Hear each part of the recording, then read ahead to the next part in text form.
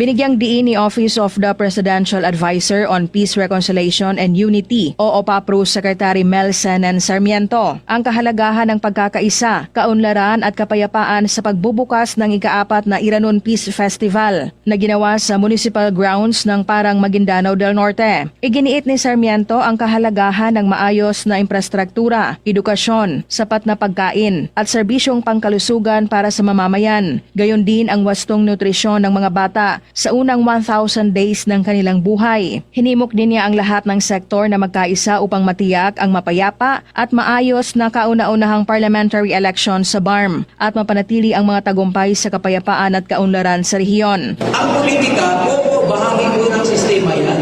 Kahit hindi kayo magkagrupo sa politika, pero dapat tayong lahat nagkakaisa sa isang shared vision.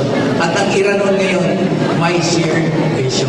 Kasabay nito, nagsilbing simbolo rin ang 4th Iranon Peace Festival and General Assembly ng pagbabagong tinahak ng mga bayan ng Barira, Buldon, Matanog at Parang mula sa dating conflict areas tungo sa pagiging umuunlad na economic corridor sa rehiyon. Tampok sa pagdiriwang ang cultural presentations, Sagayan War Dance, Kulintang at mga traditional na pagkain. Rufa Mocalid, NDBC, Bida Balita.